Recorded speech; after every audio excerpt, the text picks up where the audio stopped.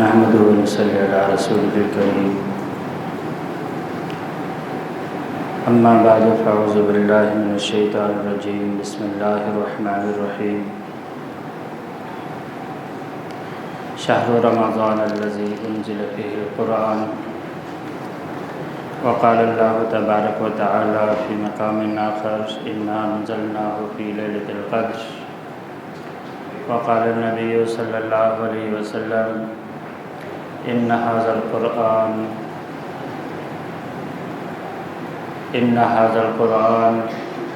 إن الله يرفع بهذا القرآن أقواما ويضع به آخرين صدق الله العظيم وصدق رسوله النبي الكريم ونحن على ذلك لمن الشاهدين والشاكرين والحمد لله رب العالمين۔ میں سب سے پہلے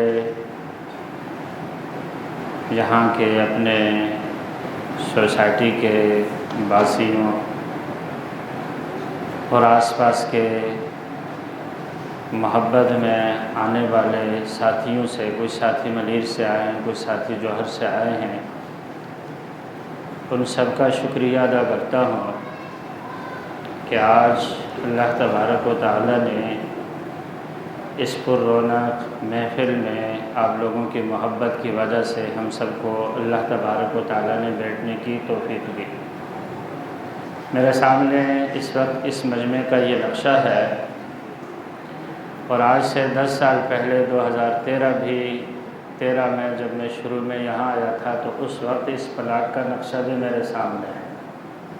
جس وقت ہم آئے تھے یہاں پر کیکر تھا، تو اس وقت میں سوچ رہا تھا کہ پتہ نہیں وہ دن کب آئے گا کہ جس میں اللہ تبارک و تعالیٰ کے نیک بندے یہاں پر مسجد کو آباد کر کے نماز پڑھیں گے۔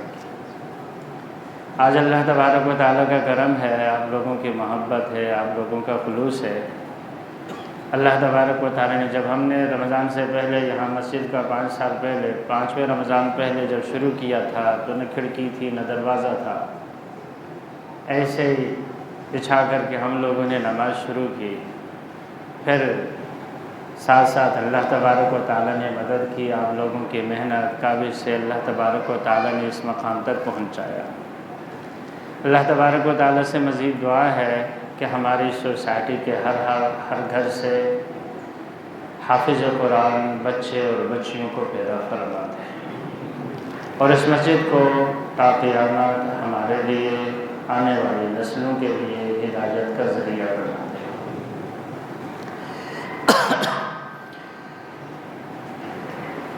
27ویں شب ہے۔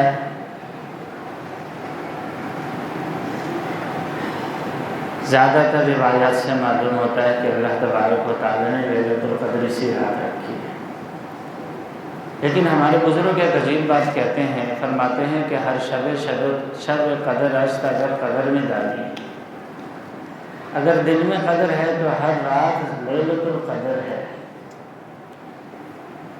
اور اللہ تبارک و تعالیٰ کے پیارے حبیب کا ارشاد ہے، فرمایا کہ اللہ فرماتے ہیں انا عند ظن عبدی بی، میں اپنے بندے کے گمان کے مطابق اس کے ساتھ معاملہ کرتا ہوں۔ ہم لوگ سوچتے ہیں کہ یار اللہ تبارک و تعالیٰ لیلۃ القدر ہی کو دعائیں قبول کرتے ہیں، لیلۃ القدر کو فضیلت حاصل ہے، قرآن کریم کے بیان کے مطابق 1000 راتوں سے زیادہ عبادت۔ یہ اپنی جگہ مسلم ہے، اگر کوئی اس کا انکار کرے مسلمان نہیں ہو سکتا۔ اور دعا کے قبولیت کے لیے لیلۃ القدر کوئی شرط نہیں ہے۔ اللہ تبارک و تعالیٰ نے یہ کہیں نہیں فرمایا کہ میرے بندو لیلۃ القدر کو مانگو گے تو میں دعا قبول کر لوں گا، ایویں مانگو گے تو پورا سال انتظار کرتے رہو دعا قبول نہیں ہوگی۔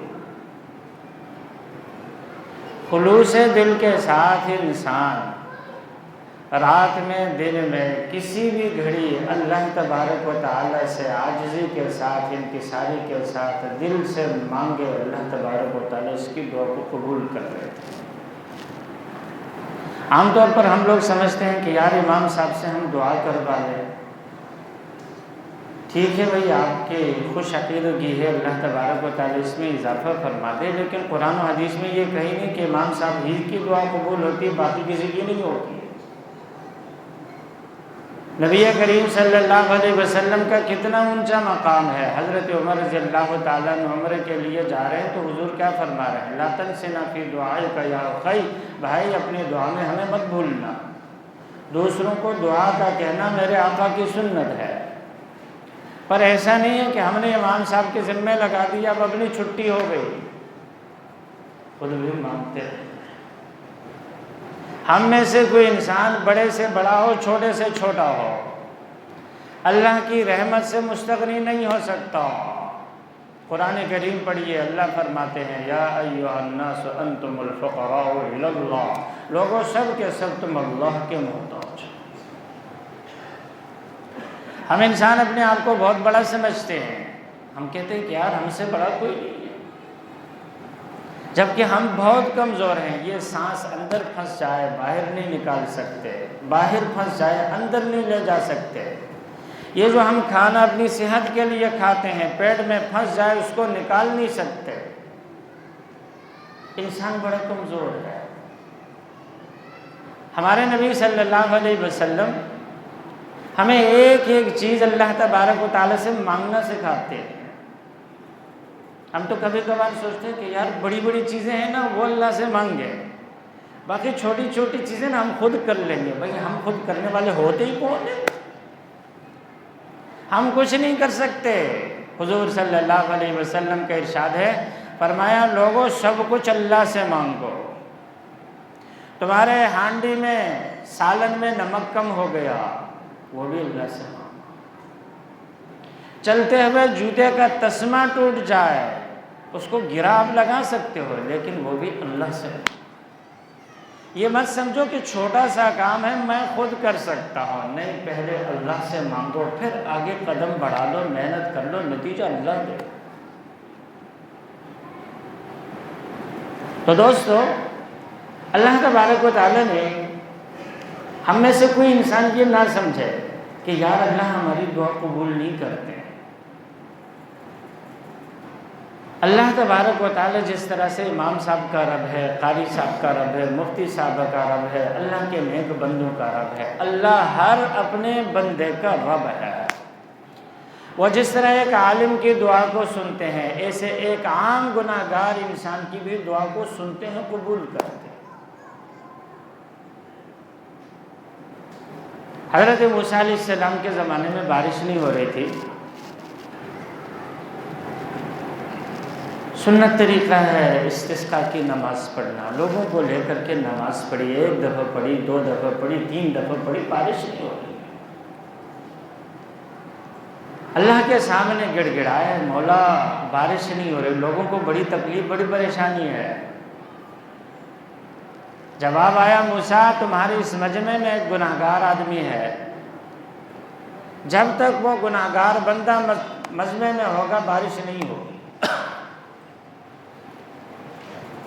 موسیٰ علیہ السلام نے اعلان کر دیا، کہا کہ دوستو، ایک بندے کی وجہ سے خلق خدا اتنی تکلیف سہ رہی ہے، اللہ کی طرف سے پیغام آیا ہے کہ ایک بندہ ہے جس کی وجہ سے بارش نہیں ہو رہی، ہر انسان جانتا ہے کہ وہ کتنا گناہ گار ہے، فرمایا وہ بندہ نکل جائے تاکہ ہم دعا کریں بارش ہو جائے۔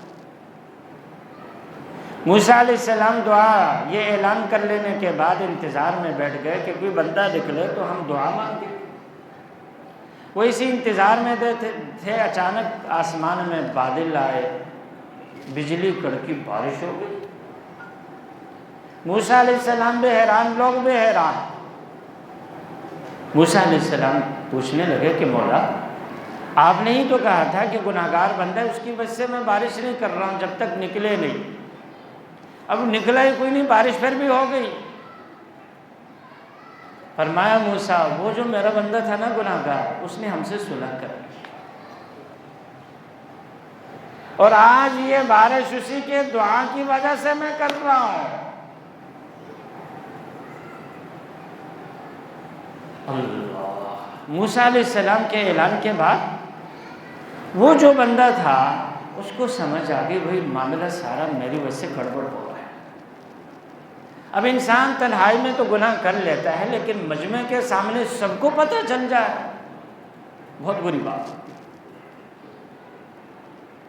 دلی دل میں ہاتھ بھی نہیں اٹھایا، دلی دل میں کہا مولا میں مجرم ہوں تو تیرا مجرم ہونا، گناہ کیا ہے میں نے تیرا گناہ کیا ہے، نافرمانی کی ہے تو تیری نافرمانی کی، مولا ہاتھ جوڑ کے کہتا ہوں آج میری عزت رکھ لے، مجھے ان لوگوں کے سامنے رسوا مت کیجیے گا، آئندہ کے لیے کبھی گناہ نہیں کروں گا۔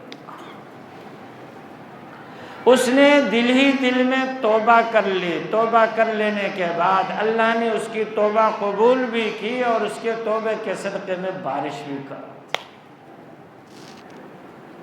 موسیٰ علیہ السلام بولے کہ اللہ وہ بندہ کون سا ہے؟ فرمایا کہ موسیٰ جب اس نے ہم سے دشمنی کی تھی، ہماری بات نہیں مان رہا تھا، اس وقت ہم نے اس کا راز فاش نہیں کیا، آج وہ توبہ کر کے ہمارا دوست بن گیا تو کیا اس کا راز فاش کر کے اس کو رسوا کر دے؟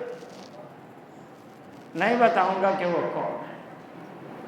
اس لیے یہ مت سوچئے گا کہ بھائی ہم کو گنہگار ہیں، اللہ ہماری بات سنیں گے نہیں، ہم دعا مانگ کر کے کیا کریں، چلو مولوی صاحب کے کانٹے لگا دیتے، نہیں، ہر انسان کی دعا اللہ تبارک و تعالیٰ قبول کر لیتے ہیں۔ بلکہ میں دوستوں سے کہتا ہوں کہ بھائی آپ لوگ ہمارے لیے دعا مانگے، شاید آپ کی دعا کی وجہ سے ہمارا بھی بڑا پار ہو جائے۔ حضرت عمر رضی اللہ تعالیٰ عنہ دوسرا واقعہ، اپنے عوام کی خبر گیری کے لیے نکلتے تھے گلیوں میں لوگوں کے حالات کو جاننے کے لیے۔ رات کا ٹائم ہے، ایک گلی میں جا رہے ہیں، اچانک سامنے سے، چاندنی رات ہے، سامنے سے ایک بندہ آیا اور ہاتھ میں شراب کی بوتل ہے۔ حضرت عمر رضی اللہ تعالیٰ عنہ کو اللہ تبارک و تعالیٰ نے اتنا روک دیا تھا کہ حضور فرماتے تھے کہ عمر تم جس گلی سے چلتے ہو نا، شیطان کا اگر اس گلی میں سامنا ہو جائے تو شیطان ڈر کے مارے گلی چھوڑ کے دوسری گلی میں چلا جاتا ہے کہ کہیں عمر پٹائی نہ کرے۔ ادھر سے وہ بندہ آ رہا ہے، ادھر سے حضرت عمر جا رہے ہیں، ہاتھ میں شراب کی بوتل ہے۔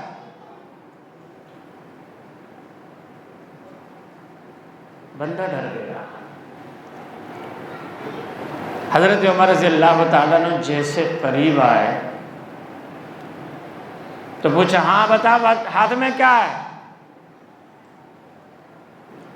ڈرتے ڈرتے بولا کہ امیر المومنین سرکہ ہے، امیر المومنین سرکہ۔ اس کو بتا سرکہ بول دیا، کہیں گے ادھر لا،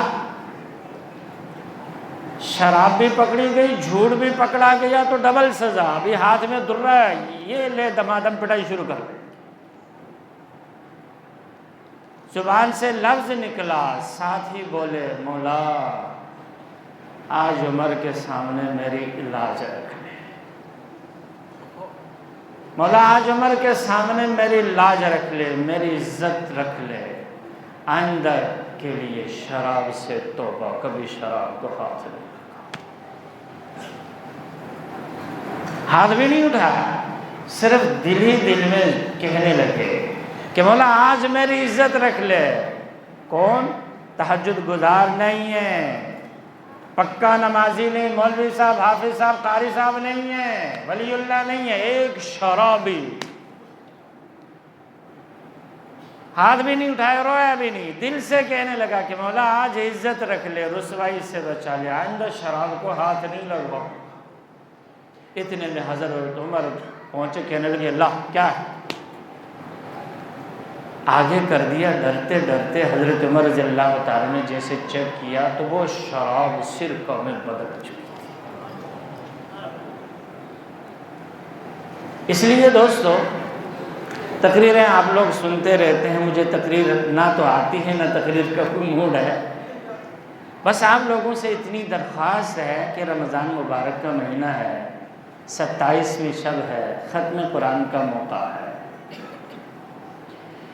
ہائے ہائے کون جیے تیرے زلف کے سر ہونے تک، معلوم نہیں اگلی 27ویں نصیب ہوتے ہی آئی۔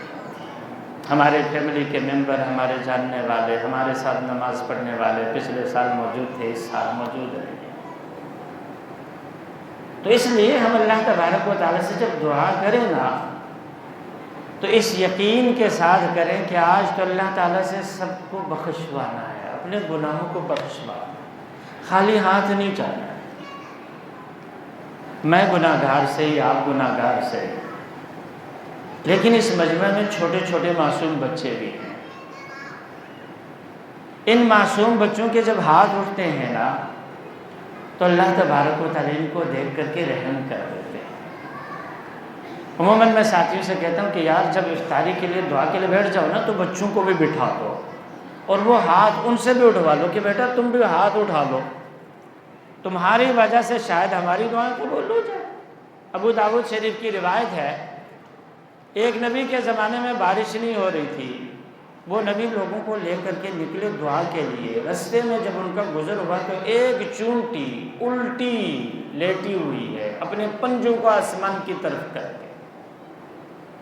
نبی نے دیکھا، اس نے نور نبوت سے پہچان لیا، کہنے لگے کہ دوستو بس واپس ہو جاؤ، کام ہو گیا۔ کہنے لگے کیسے؟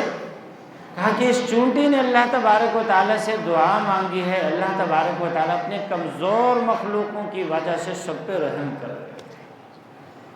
تو یہ جو چھوٹے چھوٹے معصوم بچے ہمارے مجمع میں آئے ہوئے ہیں، یہ بھی ہاتھ اٹھائیں گے اور ہم دعا مانگیں گے تو یہ کہیں گے آمین، تو ہماری دعا کے ساتھ یہ شامل ہو سکتے ہیں، ان کی دعا کی وجہ سے ہمارا بیڑا پار ہو جائے۔ اسی طرح سے سفید ریش ہیں، سفید داڑھی والے، کچھ ایسے ہیں جن کی آدھی داڑھی سفید ہے، کچھ ایسے ہیں جن کی پوری داڑھی سفید ہے، کچھ ایسے ہیں جن کی داڑھی سفید ہو گئی کالی کی، لیکن ہے تو سفید ہے نا اللہ تبارک و تعالیٰ کی نظر میں۔ نبی کریم صلی اللہ علیہ وسلم کے ارشاد ہے، فرمایا سفید ریش جب ہاتھ اٹھاتے ہیں نا ان کے ہاتھوں کو خالی لوٹاتے ہوئے اللہ کو حیات ہے۔ اس لیے میں عزیزوں سے عموماً عرض کرتا ہوں کہ دوستو جہاں پر بھی کہیں دعا کی مجلس ہو، اس دعا کی مجلس میں شرکت ضرور کرنی۔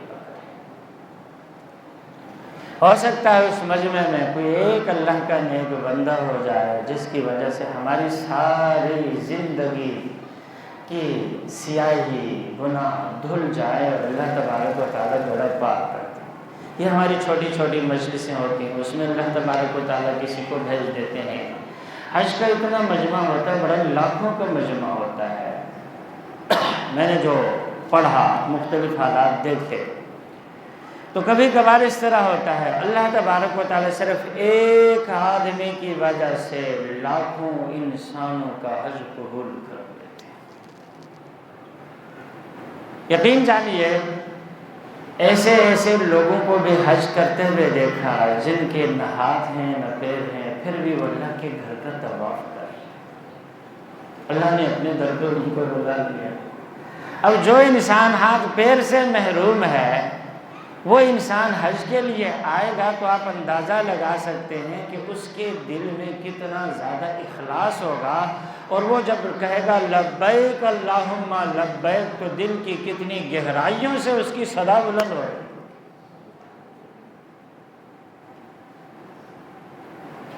تو کسی بھی مجمع میں اللہ تبارک و تعالیٰ کسی بندے کو بھیج دیتے ہیں کہ چلو بھائی تمہاری وجہ سے سب کی دعا قبول کر دیتا ہوں۔ تو 27ویں شب ہے، ختم قرآن کریم کی محفل ہے، اس لیے ہم اللہ تبارک و تعالیٰ سے دعا مانگیں۔ اور یہ کیا ہے کہ دعا کے لیے یہ کوئی شرط نہیں ہے کہ ہم ہر حال میں مسجد میں جائیں گے تو دعا مانگیں گے۔ میں ساتھیوں سے کہتا ہوں، میں کہتا ہوں کہ یار اللہ سے باتیں کرنا سیکھو۔ چلتے پھرتے ہمارا کوئی بھی مسئلہ ہوتا ہے نا، کوئی پریشانی ہوتی ہے، کوئی ٹینشن ہوتی تو ہم کیا کرتے ہیں، ہمارا جو سب سے قریبی مخلص دوست ہوتا ہے نا اس دوست سے ہم شیئر کرتے ہیں کہ یار یہ اس طرح کا پرابلم ہو گیا ہے۔ تو جو ہمارے دنیا میں انسان دوست ہے، اچھا کوئی انسان یہ بتا سکتا ہے کہ اس کا اچھے سے اچھا دوست ہو، اس کے مسئلے ہر پریشانی کا حل اس کے پاس نہیں۔ کوئی بھی ہمارے اچھے سے اچھا دوست ہو، مخلص سے مخلص دوست ہو، ہماری پریشانی کو حل کرنے کے لیے کوشش کر سکتا ہے، تگ و دد کر سکتا ہے، تدبیر کر سکتا ہے، حل نہیں کر سکتا۔ حل کرنے والی ذات اکیلی اوپر ہے۔ تو جو انسان ہمارا دوست ہے ہمیں پتہ بھی ہے 100% معلوم ہے یہ ہمارے مسئلے کو حل کرنا اس کے ہاتھ میں نہیں ہے، پھر بھی ایک امید کی آسرا لے کر کے ہم اس سے اپنا مسئلہ شیئر کر دیتے ہیں۔ تو ہم اپنے فرینڈز کی لسٹ میں اللہ کو سب سے پہلا بناتے ہیں۔ کوئی بھی ہمارا مسئلہ ہو، ہماری الجھن ہو، ہماری پریشانی ہو، سب سے پہلے ہم اللہ سے شیئر کرتے ہیں۔ ہم گاڑی چلا رہے ہیں، ہماری پریشانی ہے، حل نہیں ہو رہی ہے، اللہ سے باتیں کرنا شروع کر دیں کہ مولا یہ مسئلہ ہو گیا ہے، اس کی تو ہی کوئی حل نکال دے۔ وضو ہے، وضو نہیں ہے، کوئی مسئلہ نہیں ہے، اللہ نے کب بولا کہ مجھ سے بات کرنے کے لیے وضو کر لو؟ نماز پڑھنے کے لیے تو وضو ضروری ہے، اللہ سے بات کرنے کے لیے وضو کی ضرورت نہیں ہے۔ تو اللہ سے اپنے مسئلے کو شیئر کر لے، چلتے پھرتے اللہ سے بولنا سیکھیں، اللہ سے بات کرنا سیکھیں۔ یقین جانے شروع میں آپ کہیں گے کہ میں کیا کر رہا ہوں، ایک وقت ایسا آئے گا کہ آپ کو اپنا مسئلہ شیئر کیے بغیر سکون نہیں آئے گا۔ اور جہاں انسان اللہ تبارک و تعالیٰ سے اپنے مسائل کو شیئر کرنا شروع کر دیتا ہے، پھر ایک وقت ایسا آ جاتا ہے وہ سمجھتا ہے کہ اللہ کے سوا میری بات سننے والا کوئی نہیں، میرا مسئلہ حل کرنے والا کوئی نہیں۔ اور جب انسان اس مقام پر پہنچ جاتا ہے تو پھر اس کا کوئی مسئلہ ہی نہیں رہتا۔ اس پہ مجھے یاد آیا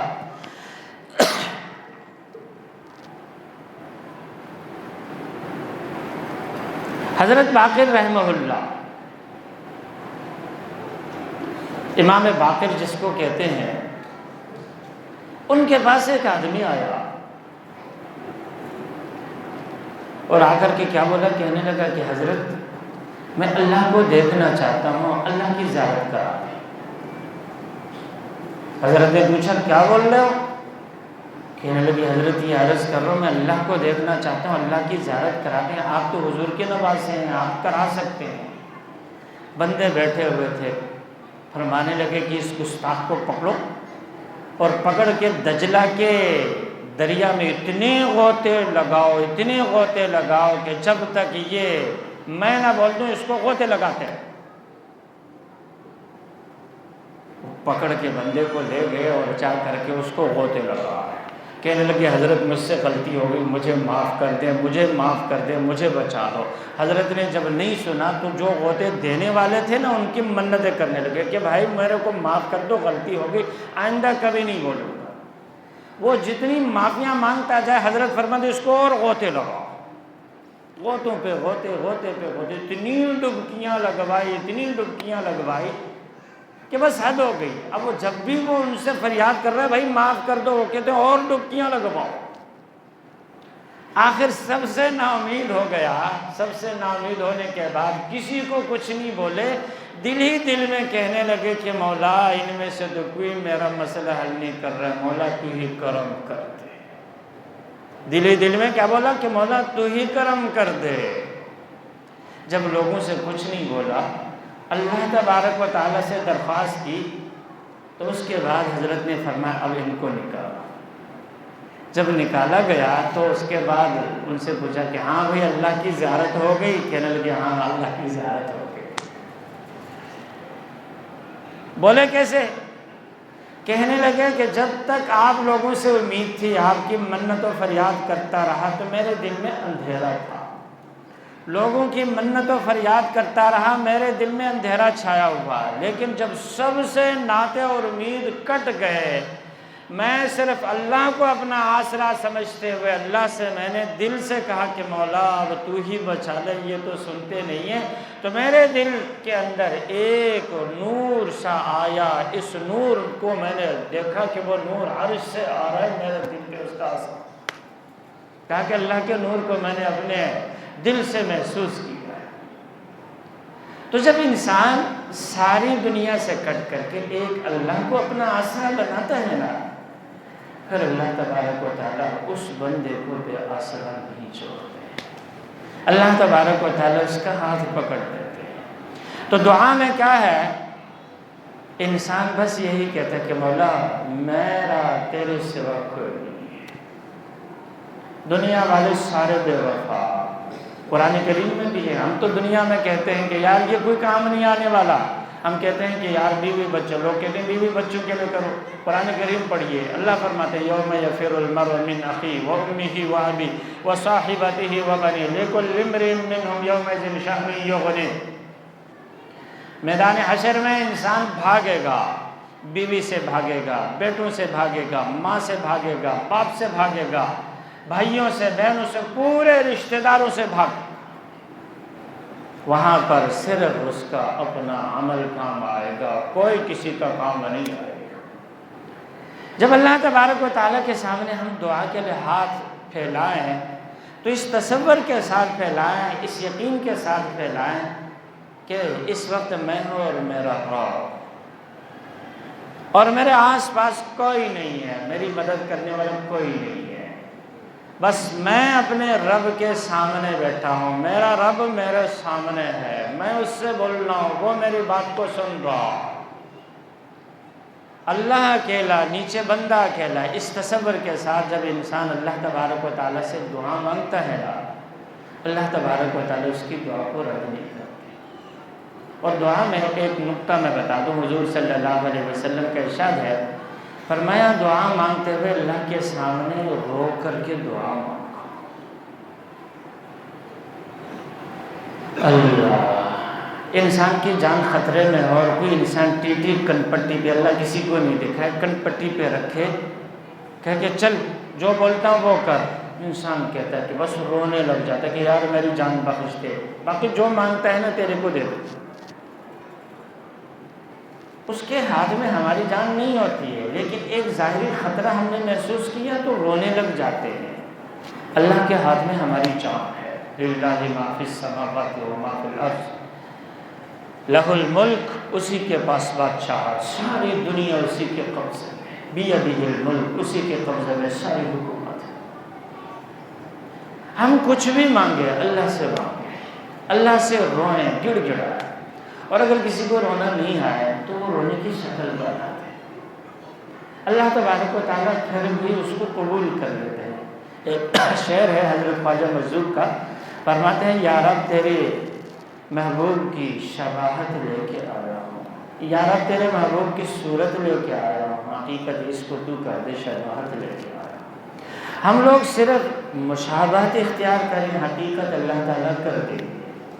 قرآن کریم کی تفسیر میں آپ نے سنا، جو حضرات تفسیر میں موجود تھے انہوں نے سنا ہوگا، حضرت موسیٰ علیہ السلام کے مقابلے کے لیے 60,000 جادوگر گئے،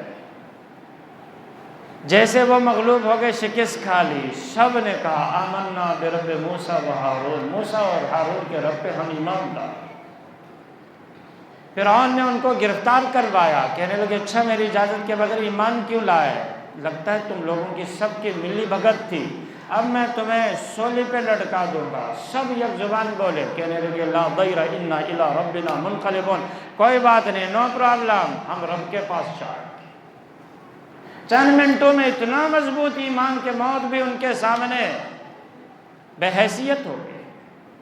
تفسیروں میں لکھا ہے کہ اس کی وجہ یہ تھی کہ جب وہ مقابلے میں آ گئے تھے تو انہوں نے ظاہری لباس موسیٰ علیہ السلام جیسا اختیار کر دیا، انہوں نے موسیٰ علیہ السلام جیسا لباس پہن لیا اور جیسے کلمہ پڑھ لیا تو اللہ تبارک و تعالیٰ نے ان کا دل بھی موسیٰ علیہ السلام جیسا مضبوط ایمان والا بنا۔ تو دعا کرتے ہوئے دوستو ہم رونے کی کوشش کریں گے، اور مجھے امید ہے جب آپ کوشش کریں گے نا، اللہ تبارک و تعالیٰ آنسو خود ہی چاہے کروا دیں گے، اور جو دعا رو کر کے کی جائے اللہ تبارک و تعالیٰ اس دعا کو رد بھی کرتے ہیں، اس کو قبول کرتے ہیں۔ ماشاءاللہ سے اتنا بڑا مجمع ہے، اکثر ساتھی بچوں والے ہیں، ہمارے بچے جب رو کر کے ہم سے پاپڑ بھی مانگتے ہیں، کوئی منع کرتا ہے؟ اچھا بھائی یہ ضد کر رہا ہے، چل اس کو دلا دیتے ہیں۔ تو اللہ کے سامنے بچہ بن جائیں گے، چھوٹا بچہ بن جائے، بچہ ضد کرتے ہیں پیسہ چاہیے، نہیں دینا ہے نہیں دینا، آخر جب رونے لگ جائے گا اچھا بھائی لے لے یار، رونا بند کر دے۔ پاپڑ مانگتا ہے تو کیا کرتے ہیں، اچھا بیٹا لے لے یار، بس رونا بند کر دے، چپ خاموش ہو جا، بس رونا بند کر دے۔ بچہ بن جائیے اللہ کے سامنے، رونا شروع کر دیجیے، اللہ تبارک و تعالیٰ مسائل کو ایسے چٹکیوں میں حل کر دیں۔